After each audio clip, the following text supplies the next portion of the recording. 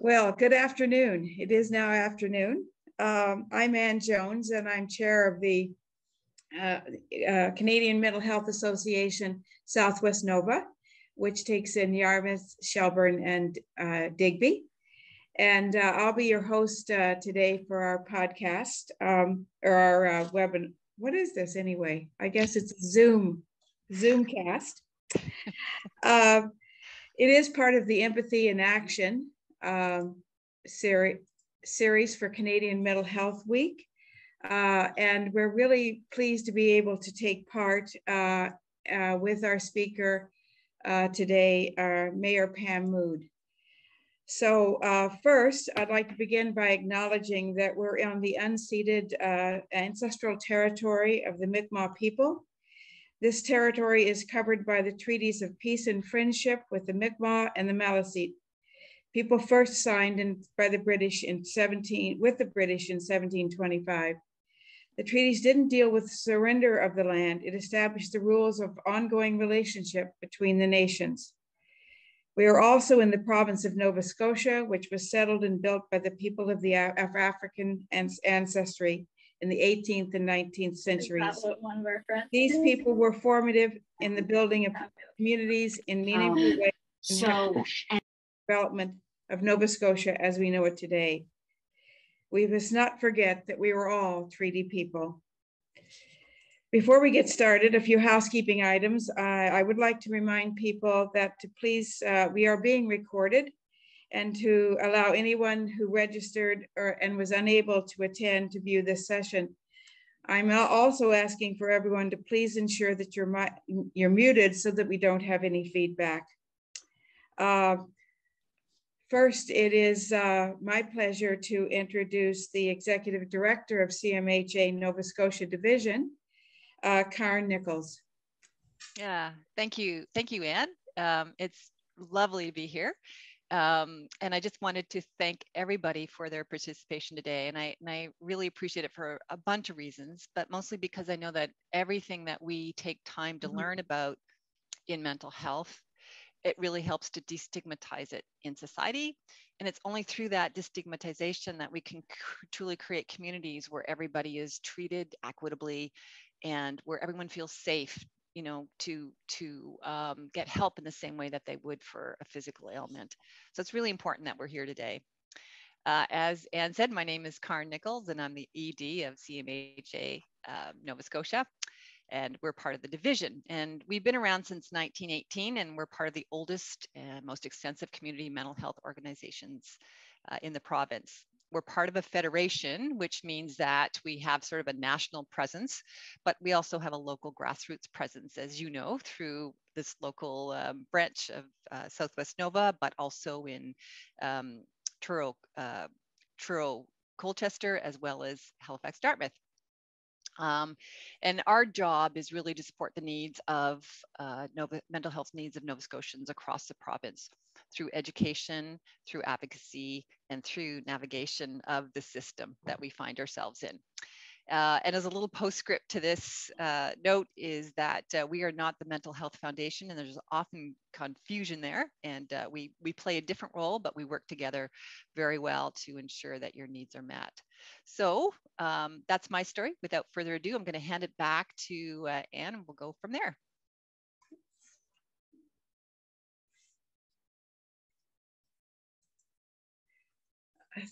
Thank you, Karen. I also want to introduce at my side, who is our technical person helping me today, is Catherine Hansen. I hope you can see her. I'm actually working from Mount St. Vincent University, where I am at rug school. You probably don't know that unless you're a rug hooker, locally known as hookers. So we're hoping that all the technical issues will just go away for the next hour, and we can just really listen and hear.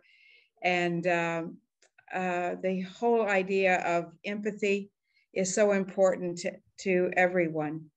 We're all in this together, and that's really loving each other and caring for each other is really so important. And so that with that, it is my pleasure to introduce the mayor of the Town of Yarmouth, Pam Mood. Pam and I have, well, she to me has always been such a wonderful leader and friend. And the leadership, I think what defines her is, for me, is her leadership and her bravery. She is one of the bravest people, and I so admire her.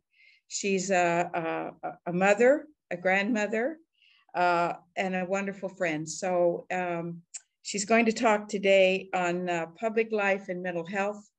And I'm sure that we will all, Pam is also one of the most honest people I've ever met. So when she speaks, she tells the truth. She's a truth teller. So Pam, I'm going to turn it over to you. And after she talks, we will have time for some questions. So Pam. Good to go. Thank you, Anne. Thanks everyone for having me. Just a heads up, I have COVID. I'm giving everybody the heads up because my voice isn't as strong as it usually is, and I may cough and drink water and all that stuff, but we'll get through this. So thanks for the introduction, and I'm really excited about not just today, but this whole week around sharing mental health for everybody. And it's just so important. And as Karen said, if I can speak and someone can say, oh my goodness, I had no idea that she was going through that, and it changes their thought process on mental health, then I know I've done my job. So it's really important. So when Debbie, and I never know where to look on Zoom, I'm such a people-focused person, so I'll be all over the place. But when Debbie Dickerson reached out to ask if I'd be part of this, my answer was an immediate yes, but I had only skimmed the email, and I thought she had asked me to speak to one of her classes for 10 minutes. No lights, no cameras, no action. So it was just a slight change, and here I am sharing my story in the privacy of the internet. So it's all good.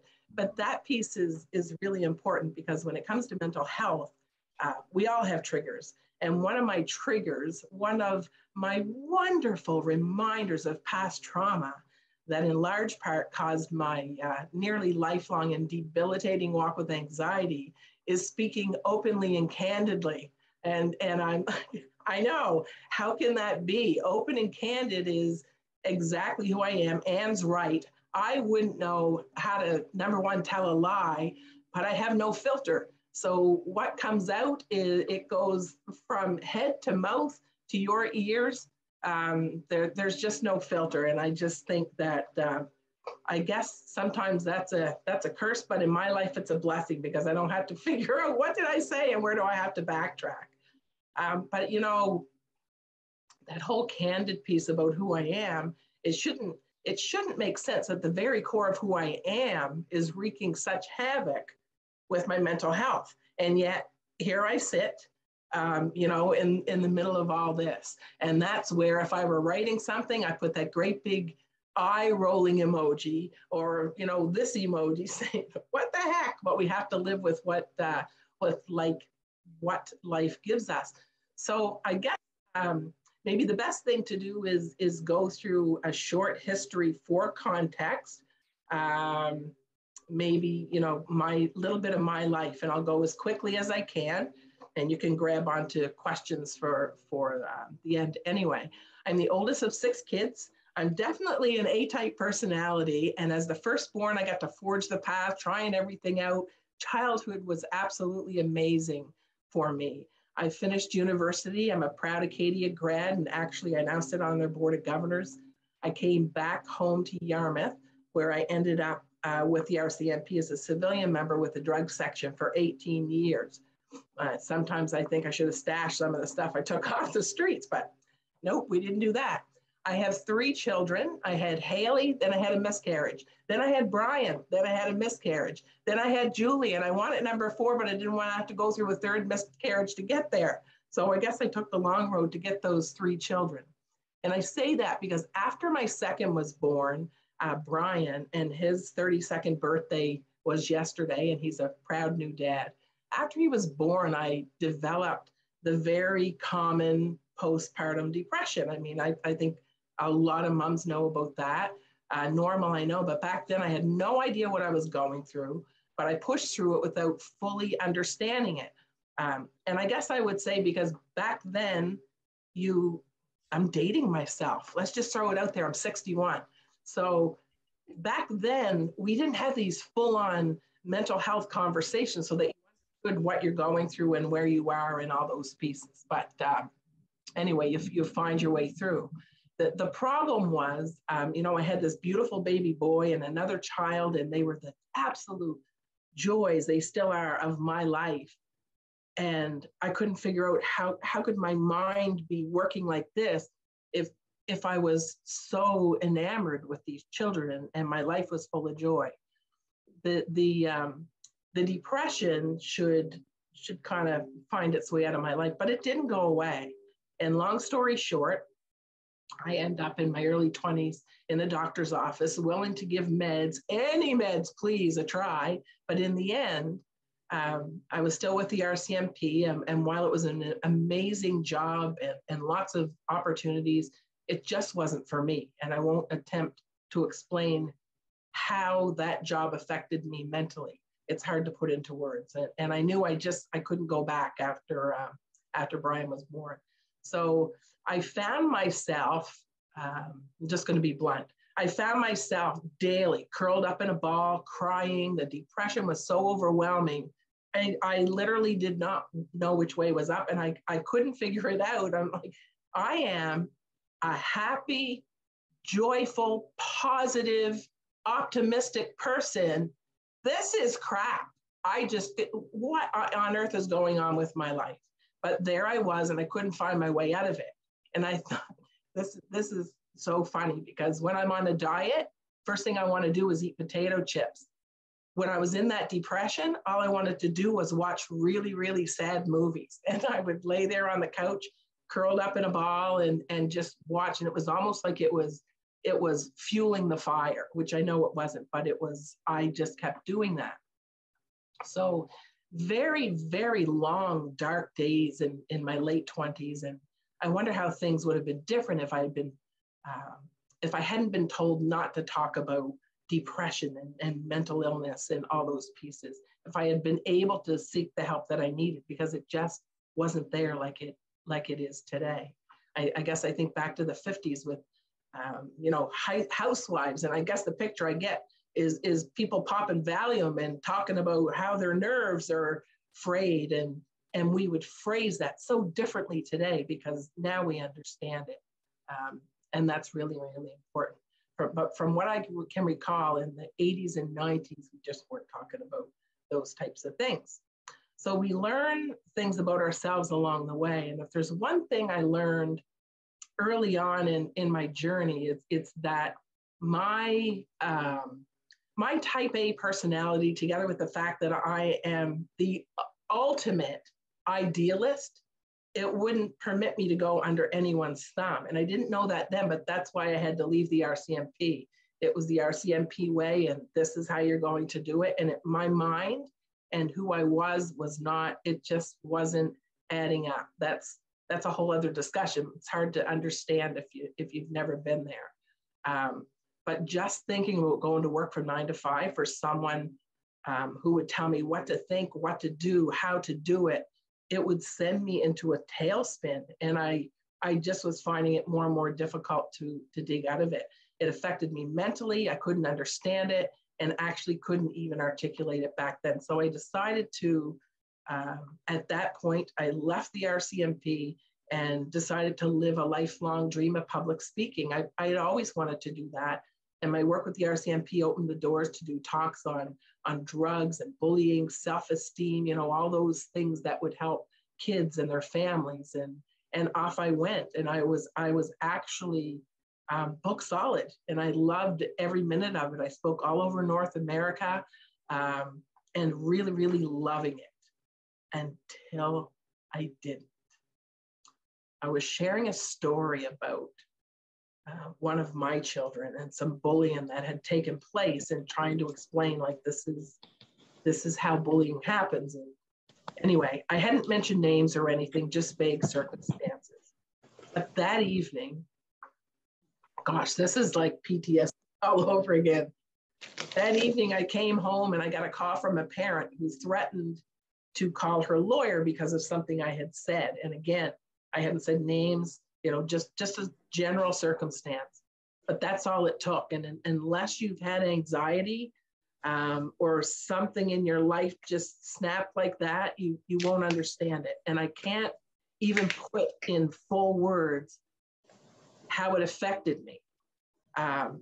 It was just a phone call saying, I can't believe you said that. I know you mean my kid, and I'm going to call my lawyer. I should have just hung out and said, okay, I'm sorry. But I had my first full-blown anxiety attack. And when I say debilitating, that is an understatement. And that's coming from a pretty darn tough cookie, I like to think of myself as. But it was Thanksgiving weekend because I literally had to tear myself out from under the blankets, pretend to enjoy turkey dinner with the kids. And I can still feel how my heart was pounding.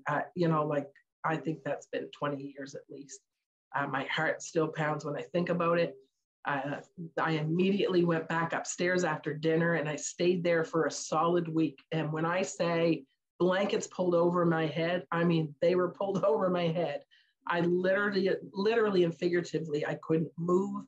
I remember putting my hands over my ears and going to what I knew best was reciting Bible verses over and over out loud so that I could do anything to stop those horrific, intrusive, anxious thoughts. And that one 30-second phone call, and I would never be the same. My doctor explained to me that that threat had triggered something at the base of my brain. Actually, he says it was right here. He touched the side of my head. And he said, there's something right here. I don't do medical, so I leave that to them. But something got released. And he said that the tap was open and it would never turn off again. And I've had to learn to live with anxiety for the last 20 years. So that's how it happened. Many of you will understand when I say the depression was really bad. And I went about my life like people would never have known, same as today. I mean, I'm sure there's people on here that know me and say, I can't believe that she's dealing with mental health issues because of who I am and how I portray myself. But this is the real me that you're seeing. It's just, there's just two different sides of it. But you'd understand when I say the depression was bad, but I would much, much rather, and I've said this 1,000 times, be depressed like I was for a full year versus one 5-minute bout with that anxiety, because I couldn't even breathe. I thought I was going to die. That's the only way I can put it. Always feeling like my finger and my hand was in an electric socket and my whole body was like that. It was just awful. Anything could set it off. And now I was living with depression and anxiety. And I had to go back out there to speak because that's what I do. That's how I, support my family. So go figure, the one thing that causes it all, you have to go back out and do, but it gets better. Then there's a municipal election looming, and some people are pushing me to run. And I guess I would say, I'd say two things about that. A, I was very humbled that they chose me and that they were encouraging me. And B, it was clear that my mental health was not an issue for them, not because it didn't exist, but because people couldn't see it. And it really became mine to deal with because people were seeing this Pam that everybody seems to see without understanding the rest of it. So it was something that I would have to deal with myself in some ways. I've always taught my children, if you ask any of my 3 kids, what's the #1 message your mother gives you besides clean your room and stop talking? I'm trying to watch The Bachelor. They would probably say, live a life of no regrets. Always live a life of no regrets. And I had to live by that same advice if I was going to give it to my kids. So when I was growing up, my grandpa Eamon was mayor, and he took me everywhere with him, everywhere. Like I got to go to the lieutenant governor's dinner, dressed up in pretty dresses with crinolines that scratched the life out of my legs, but I looked good. But he brought me everywhere, and I watched him as he dealt with people in the town and how they reacted to him when he wanted to help. And at the ripe old age of 11, some of you have heard this story, I took a deep, brave, very brave breath, and I looked way up at this big, foreboding Lebanese man, and I said, Jiddi, that's Arabic for Grampy, because we're Lebanese. I said, Jiddi, one day when you're not the mayor, I'm going to be the mayor. And he looked at me, and I thought he was going to say, don't be ridiculous, that's for the boys, but he didn't. He said, young lady, I don't doubt that you will, but you do it with integrity. And I ran home, the 2 blocks to Mom's house, and I ran in and I said, Mom, Jiddi said I can be the mayor, but I had to find integrity because he said I have to do it with her. I didn't know at 11 that integrity wasn't a person. I couldn't even say the word right. Anyway, my mom just looked at me, and I'll never forget it. She said, oh, don't you worry, she'll show up when the time is right. So 40 years later, it's funny how life manifests itself. 40 years later, that would come true. Not because I had ever thought of it again. I had a successful career. Life was good. The 3 children were doing well. Everything's great. But life happens. So I got encouraged, and I put my name on the ballot. And the rest, as they say, is history. I was elected. And I'm going to say this now as a qualifier. I wouldn't trade my position for anything. I love it. I love the people. I love what it represents, but it doesn't mean it doesn't get ugly some days. But I never, ever let that affect my decision making. So I guess I'm all over the place, but it's important to tell you here, because this is really an important part of my journey. For the 20 years before I got elected, I ran women's ministries in my home church. I sang on the praise team. I even spoke in the then Prime Minister's church. I used to go speak as a Christian speaker all over the place too. For me, life in the church was wonderful. God had plans for me, and he certainly had my back.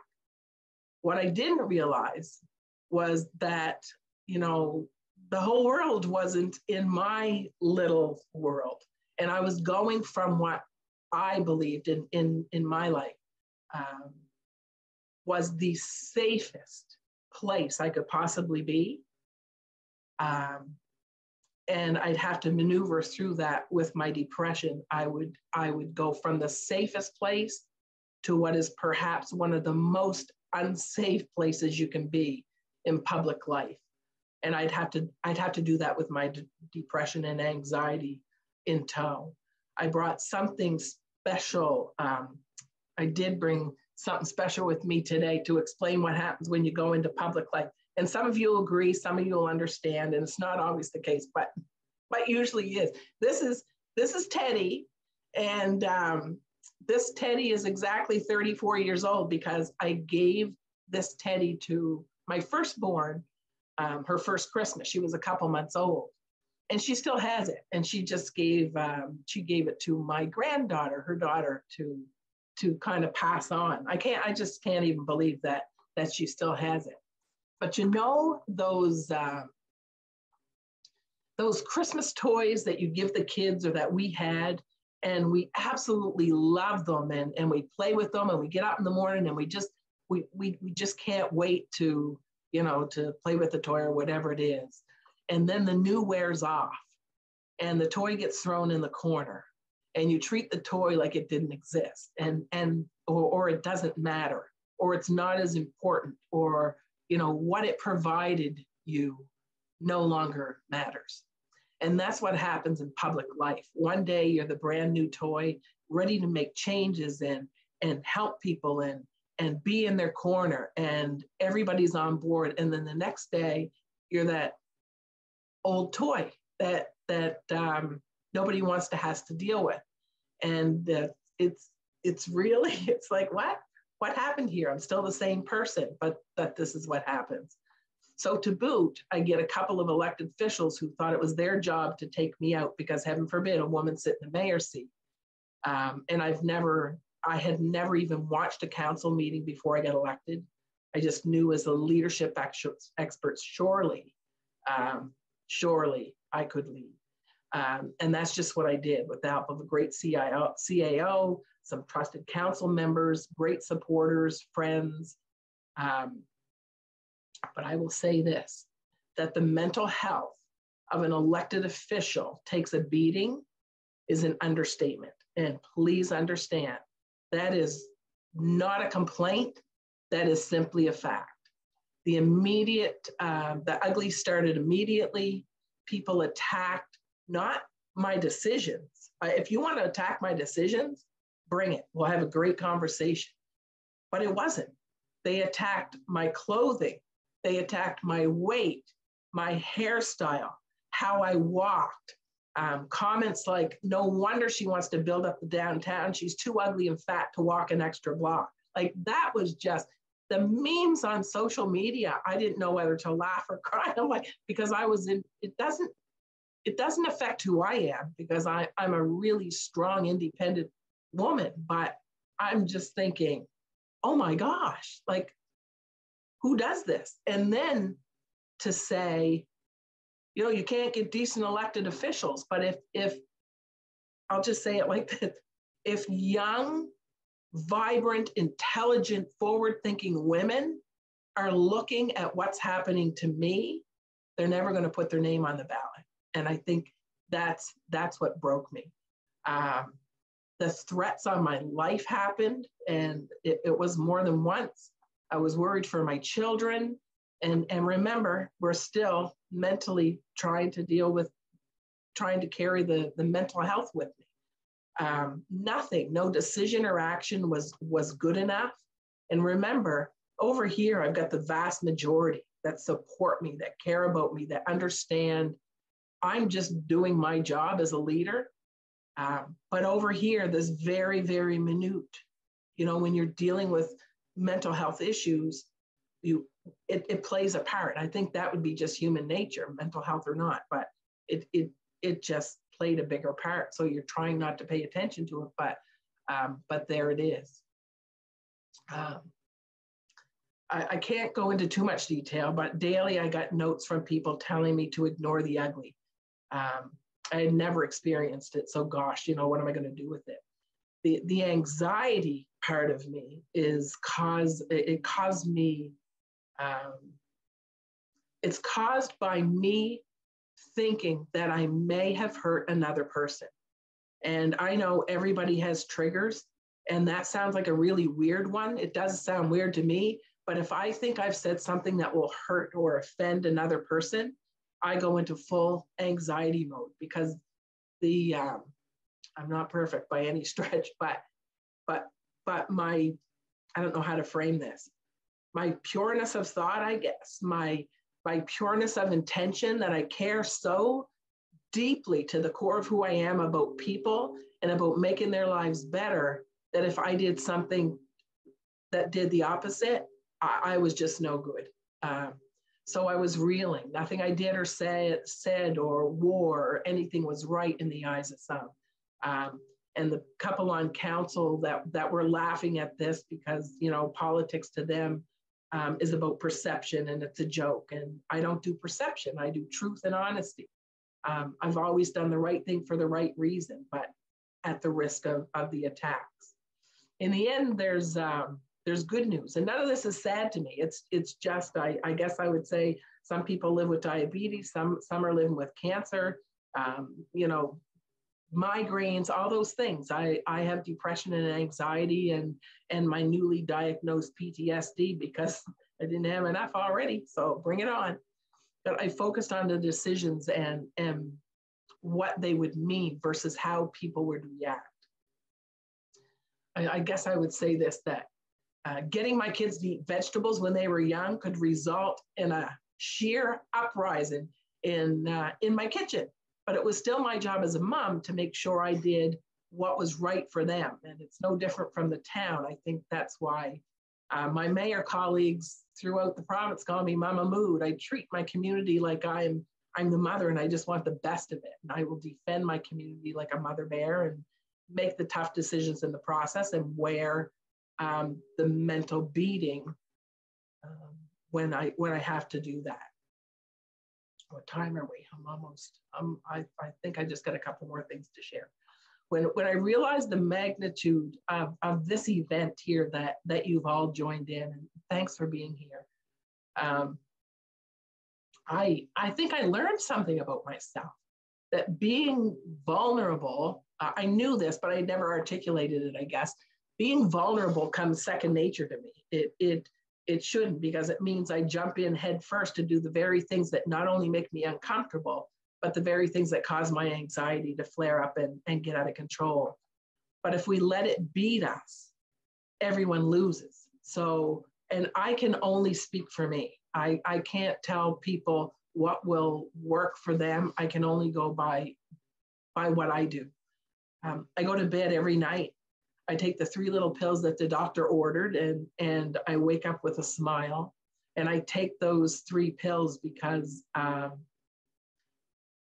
gosh, it makes me really sad when someone says, well, the doctor wanted to give me medication, but I mean, it's, why would I do that? And I think, you know what?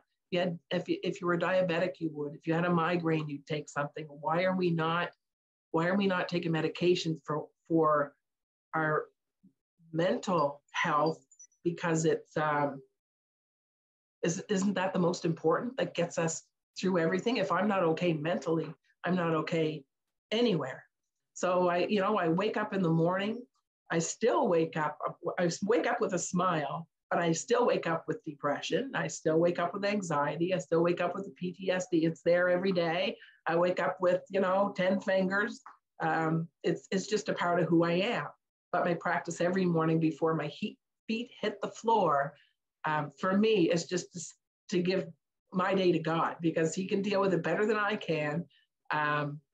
And then I just say, you know what, this is today. I'm not going to let it overtake me. It doesn't mean it's not there. It just won't overtake me. So I keep moving forward. And I keep doing that because my mental health isn't who I am. And I'm sure people have heard this over and over and over, but I'm going to say it. It's what I have. Cancer isn't who someone is. Diabetes isn't who someone is. Depression isn't who I am. Anxiety isn't who I am. I think I'm doing pretty good, because most people will say, they have zero idea that I live with any of these things, because I don't fake it. I just genuinely go out there. It's my job to lead an entire community.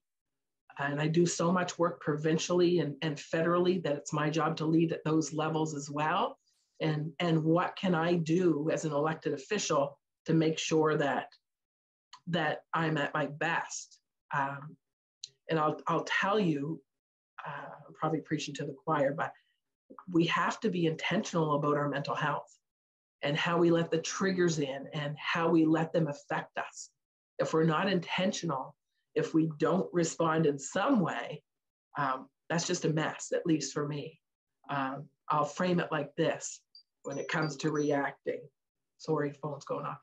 On the top shelf in my kitchen, I used to have about 20 diet books. Every diet you can imagine. They look friggin' awesome up there, but I never touched them. And guess what? Didn't lose an ounce. Not sure how that happened, because the books were sitting there. I knew I just had to open them and follow what they said, and I'd probably be down 20 pounds. But I say that to say that in many cases, we know what we have to do to maintain our mental health, to make sure we are at a minimum okay. But knowing and doing are two separate things. Because I know what it takes to lose weight, but if I don't do what I know to do, then nothing changes. And I know what I need to do to ensure good mental health.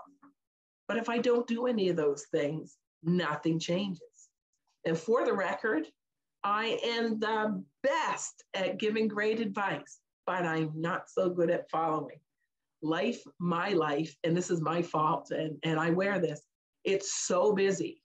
It's so busy That's partially of my own making because I don't know how to say no. And I need to be more intentional about slowing down and looking after me, because at the end of the day, I'm like, what the heck? What did I do for me? And am I in the same mess I was in at the beginning of the day? I'm grateful for every day. I get upset, I get hurt, I get down, I get frustrated. Some days I'd love to take a swing at some people, and then I laugh, because all of that just simply means I'm human. And the position I'm in as mayor provides more than ample instances daily to knock me on my arse when it comes to mental health. Every day there's something that would just knock me right over if I let it and if I didn't look after me. The number one question I get from people, aside from, are you going to fix the potholes, is how do you keep going when you're attacked like that? And remember, this is not just about my story. This is about a woman that has mental health issues being attacked every day. So you're doing your job that's ugly at a good day, and then throw everything on top of it. So people ask, how do you keep going? And my answer is usually the same. Number one, what people say about me, even though it's often full on attacks, is not personal. And I say that to all public officials. It's not personal. Folks who know me, I don't think would attack like that. They simply wouldn't. And I often say, I do often invite people into the office for a coffee. It's funny because the uglier you are to me, the more apt you are to get an invitation to the mayor's office. Come on in, Mama's going to make you a cup of coffee. And we usually sort things out because they get to know me and I get to know them. And second, when people ask that, I would say that the empathy factor that we're focusing on this week comes into full play. And I say this with the utmost respect, and I mean it. This is the things that'll throw me into a panic attack. So if anyone takes it the wrong way, I don't want to know about it. You cannot be fully okay mentally if you're attacking another human being. You can't. So my immediate question when someone attacks me as a public official is, what is that person going through in their life to make them behave like this? And there's always an answer. They've been hurt by the system. They don't understand the situation. There's a lack of knowledge. Maybe a family member sick, but there's always something. And it's my job as a leader to get to the bottom of that. I'll just close by saying that, real, because there's some fake ones. Real public servants aren't there for the money. We're not there for the glory. We're here to make an impact on the lives of others, to make the community better, to help people. We can't fix everything, but the right elected officials will do whatever it takes to make things better. I've had to leave my house twice under police watch, under death threats, because people didn't understand why we made council decisions that we made. And of course, as the mayor, I will wear the decision of 7 people, and that's fine. It's by virtue of the position. And I got wide shoulders. I always say, you don't want me to lose any of this weight, because if I lose the weight, the shoulders get smaller and I won't have as much room to carry the crap. So I won't ever, no matter death threats or whatever, say something because it's what people want to hear. I will always give people the truth and believe that it will sort itself out. But I'm always intentional about not letting it beat me. I would say before I finish, I want to give a shout out to my council, because feeling safe is perhaps one of the most important things for our mental health. And my council certainly makes me feel safe at the table. This council, not all have, but this one, where we can throw everything on the table, hash things out and be in a safe place to make the decisions that are best for everybody. In the end, Robin Williams has said it and we've all heard it. You don't know what a person's going through, so be kind. And the notes, the calls, the messages, the kindnesses people show me, they far surpass the ugly. And I wouldn't trade what I do for anything. So that's it in a long nutshell. But Anne, it's back over to you. That's my story and where I am. And I'm open to any questions. Oh, Pam, you were absolutely yourself. And it's why I so admire you. And I think it defines leadership for me, and just being a person and being for real. So thank you very, very much. And I'm sure there might be questions or comments. We have a few minutes. I think we have about 10, 15 minutes. And so if there are any questions, please, there's nothing, absolutely nothing, because I've known Pam since I moved to Yarmouth 25 years ago, that she doesn't answer. If you ask her or comment, she's going to tell you. So anyway, over to the audience. Pam, I'm not sure if you can see the chat, but I just wanted to pop on and say you are a rock star. Gosh. We are so fortunate to have you and so grateful for all that you do. And I know CMHA Southwest Nova really appreciates your support. We've had it for as long as we've been in existence, and I suspect that we will always have it. So thank you, thank you, thank you. My pleasure, Deb. And thanks for asking me. It's funny, you say, you've always had my support, and that wasn't intentional. It was just there. You do such great work. How can you not support? So yeah, it's just important, and it's really important. I see Anna Gates is on, and Anna's my cousin. We're Lebanese sisters. So yeah, it's thanks for that, Anna. It's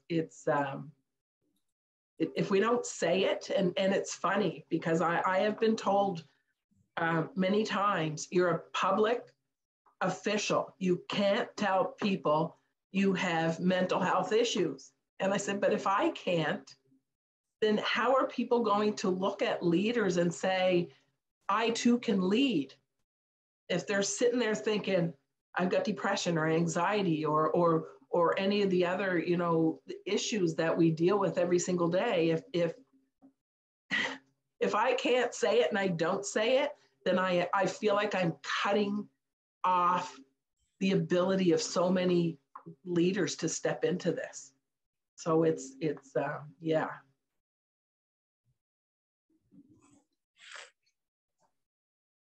Any other comments or questions out there? I have to ask. Gosh, As don't I be said, shy. I have wonderful assistance here from Catherine. I can't believe there's no questions. Well, I think, Pam, you probably said it all. So I think we also, I know whenever I hear you speak, I remember the next day, the next week, when I'm doing things that I am out there and feel I'm winging it, that I always think of something that you have said. And I think one of the important things you said for us today is if you're not okay mentally, you are not okay in any way. And I think that's why we really have to take care of ourselves, but also be brave. And I think I mentioned earlier that you are brave and a hero to so many, but we also know that what you're going through. So if there are no other questions or comments, I will leave you with, it is Mental Health Week. And do remember that there are other Zoom casts that we are doing during the week. And just go to www.novascotia.cmha.ca and register for others if you find during this week that there's another topic that you would be interested in. And Pam, I think all of us, you've left us changed and you've left us secure. And I think that's really important. Thank you all who attended, and this will be recorded. So if you think you missed something, or you want to hear it again, or you need a little Pam in your life, a little bit more Pam in your life, please do find the recording and listen, because it will, she always brings me up, and I really appreciate it. So thank you all for attending.